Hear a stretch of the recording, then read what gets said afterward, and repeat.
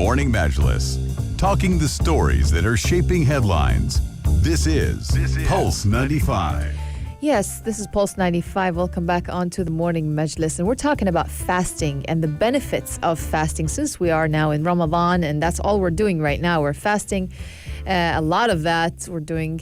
But sometimes fasting is viewed as challenging. And sometimes it's also, besides fasting in Ramadan, fasting in general, sometimes it's viewed as unhealthy. Some people say it's depriving. But believe it or not, research is growing in this area of health, and it's becoming more widely accepted, fasting that is, as a legitimate means of managing weight and also preventing disease. Essentially, fasting cleanses our body of toxins, and it forces cells into processes that are not equally or usually stimulated when a steady stream of fuel from food is always present. So when we fast, the body does not have its usual access to glucose. That will force the cells to resort to other means and materials to produce energy. So as a result, the body begins a natural process of producing its own sugar. And also the liver helps by converting non-carbohydrate materials like lactate, amino acids, and fats into glucose energy. So because our bodies conserve energy during fasting, our basal metabolic rate becomes more efficient. Thereby, it lowers our heart rate and also blood pressure.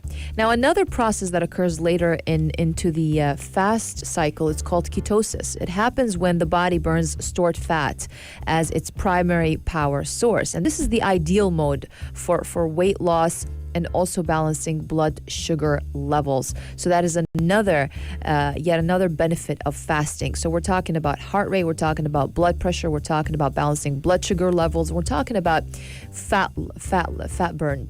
And on top of that, a new research just came out, or a study just came out. It's saying that fasting during Ramadan, it could help also a person's immune system fight infections such as COVID-19. How is it going to fight infection? Because researchers are saying that fasting is allowing the body to produce new white blood cells that, as a result, will rejuvenate the immune system. So when you have a good immune system, you can fight off diseases such as COVID-19 and others. Yeah, it's absolutely remarkable, the sheer number of benefits to fasting. It's tricky, however, because you got to fast properly and you got to watch what you're eating in order to reap these benefits and stay as healthy as you can during the holy month. And you could even be healthier than you were before it began. But we've seen health experts talk to media about a lot of people have really bad habits during Ramadan, right, especially during those big iftars. A lot of traditional foods and sweets, and people tend to overindulge during those times.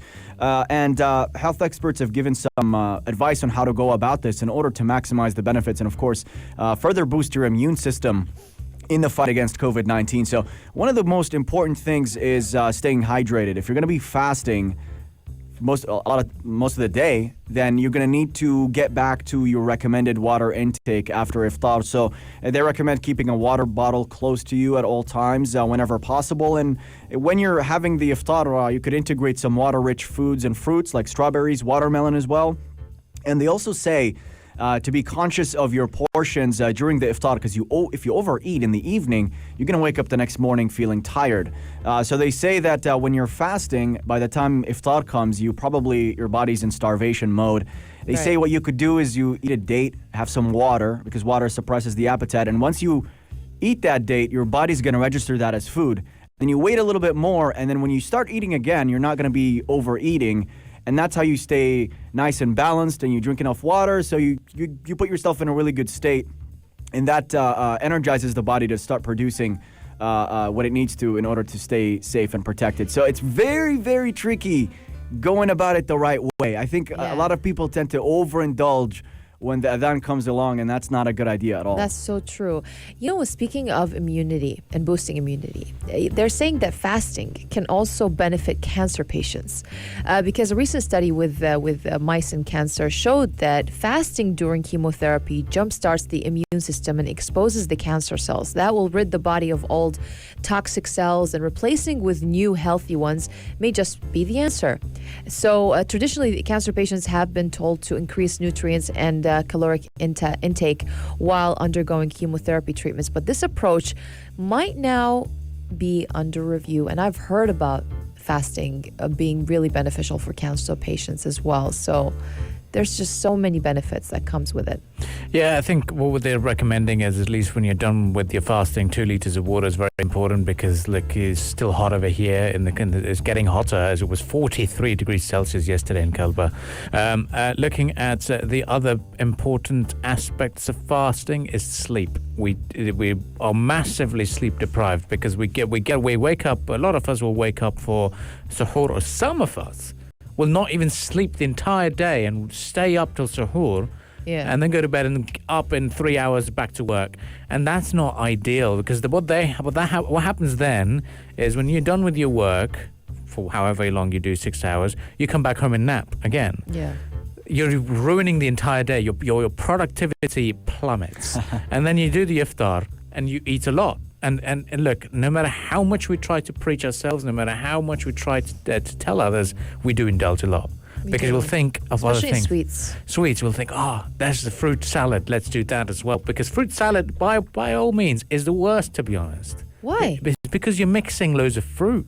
Oh. If you're eating one fruit, understandable. When you mix loads of fruit, your body gets confused. That's interesting to know. It doesn't know how to digest it. So they'll make you say, okay, you know what? Whoever you are, chill. Let me handle this. I got this. And then you're done. You're done now. I think the best way is, and I try to do it, and I'm not the best of all nutritionists or preachers out there, is go for a walk before iftar. Yes. Very beneficial. Half an hour, at least 45 minutes, I'd say. And when you do come back, dates and water, offer your maghrib prayers. Exactly. Have something, bit of a soup, and then have your dinner. Exactly. That's what I do. Yeah. That's the way to do it. That's the proper way to do it. Because if you do it straight, and look, no matter how much we try to say, I'm going to be so healthy this morning or today, you just can't stop yourself because of the amount of food that you see on the table. So the best tip is, do not set your table as if you're going to have a feast. I feel I do really well on the iftar table timing. Like, like during that first hour when you're breaking the fast. Yeah. It's what happens afterwards. That's the worst. That is the worst. Yeah. Because you start indulging in sweets and the qaimat and karak tea and all of that. So it's just... goes down the drain. They say just stay hydrated. That's very important. Yeah. Especially when you're watching TV or something, or sitting with the family. Oh, God. You just need to nibble on something, and then you start eating a lot.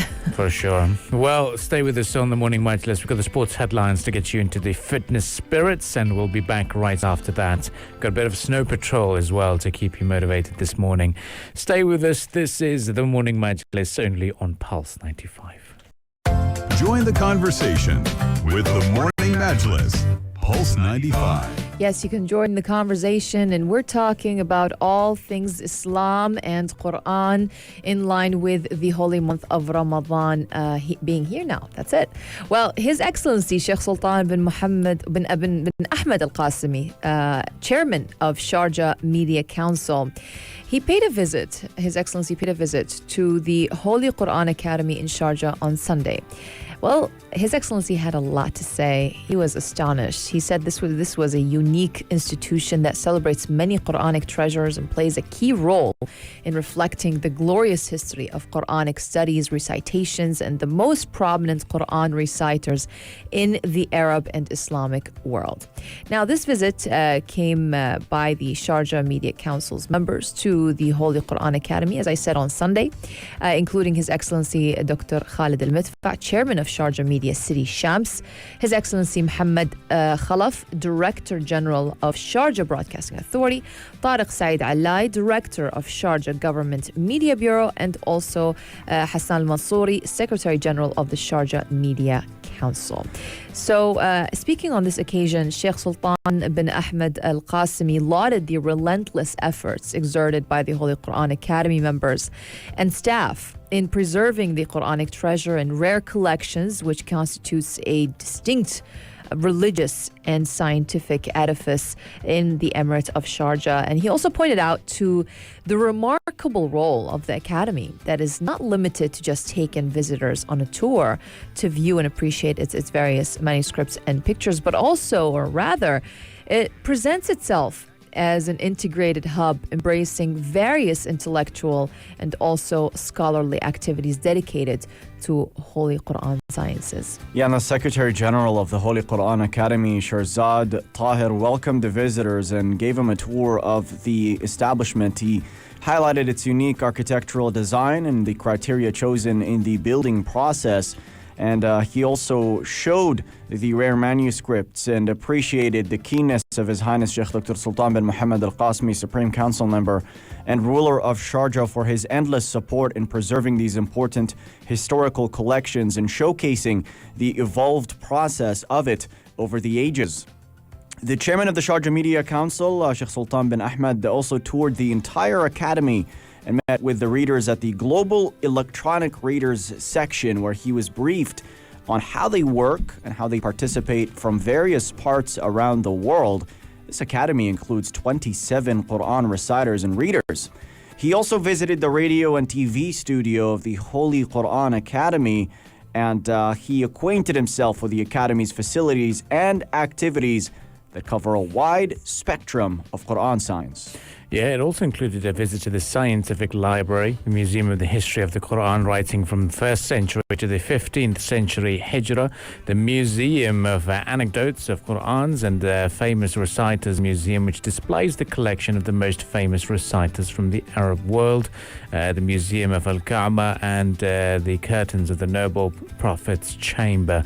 The Holy Quran Academy in Sharjah is the largest, elegant, and most widespread beacon of Quranic studies in the world, built over an area of 800,000 square feet. The Academy also features a museum that houses a rare collection of the rarest copies of the Quran and Islamic manuscripts, old treasures and exhibits. So if you're one of those who's looking for doing something new, a bit more Ramadani here in the Emirate of Sharjah, then Holy Quran Academy is certainly that we would recommend. And we've got Rania, who's paid a first-hand visit to the place. And yes, it was incredible. Yeah. You need about an hour and a half to tour the whole academy, and it has a lot of museums, different museums. You have the Holy Quran Museum, the Seven Readings Museum, the Museum of the Pillars of Quran, the Museum of the Recitation Mentors, the Museum of the Valuable Prints of the Quran, and also the Hall of Scientific Quranic Miracles, as well as other sections like the Quranic or the electronic Maqra, the scientific courses, the Iqra sections, the Quran recording studio, and also the audio archive, as well as specialized Quranic library, as you just mentioned. So it's incredible. It's just endless. And do we have to pay to get in? No, you just call them up. Yeah, you just call them up, take an appointment. Before Ramadan, this was the case. I don't know now, but before Ramadan, you just call them up and you just take an appointment. And there's going to be a tour guide that's going to take every group. They'll give you a slot, like an hour and a half, a timing slot, and they will just take the whole group on a tour. That's amazing. Well, according to the Department of Human Resources in the Emirate of Sharjah, government timings are 9 a.m. till 2 p.m. So be mindful of wherever you want to visit between those times. Even this same applies for the Elba Mangrove Centre, which we'll be talking to you about later. You went there yesterday. Oh, I spent a whole day, whole evening. Can't wait to hear. I got bitten by a few mosquitoes, though. Apart from that, it was all great. But yeah, I'll be talking to you about that. So that's going to be coming up right after the 9 a.m. news headlines, in fact. So stay with us on the Morning Majlis. Up next, we are shifting our focus to the United Kingdom. What's going on? All of this will be discussed right here on the Morning Majlis. Pulse 95. Between local lines. Notes from the Emirate.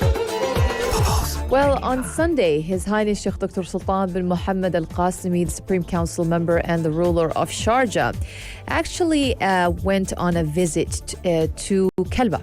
And that is to open and inaugurate the Khor Kelba Mangrove Center in Kelba City as part of the Emirates' vital projects to support environmental biodiversity and also to preserve local wildlife.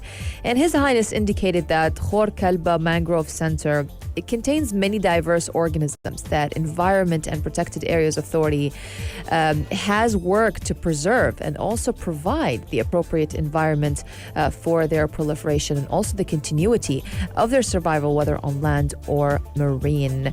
But It's pretty cool, actually, what they're doing. Yeah. It's like Sharjah's been really supporting environmental biodiversity, preserving local wildlife, and these centers they design are so beautiful. I mean, aesthetically amazing, distinctive, innovative.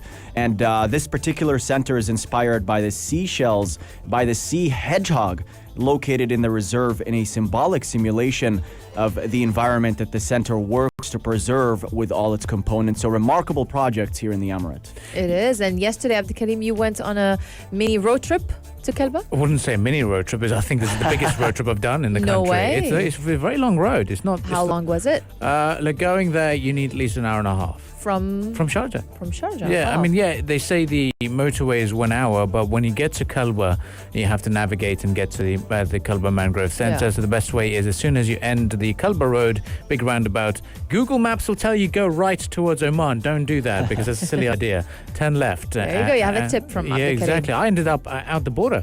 Oh. And the border patrol were like, do you know that Oman's closed? I was like, yeah, but I'm going to Mangrove Center. They're like, yeah, make a U-turn and go back. Oh, it happens with Google Maps. It happens, yeah. Uh-oh. So they were like, no, the better way is through Kelba, not through the Omani border. Otherwise, I would have been in quarantine. You never know. But so I managed to get to the Mangrove Center. It's great. Look, you drive in and it's just magical. You're literally in a forest. You're away. It's a big retreat. The sunset time is the best time to catch it as well for the time being because the weather's still hot and it's Ramadan. But in Ramadan, the center closes at 1:30 p.m. so you can't go there. The Khor Kelba mangroves, they are the most species diverse part of the country.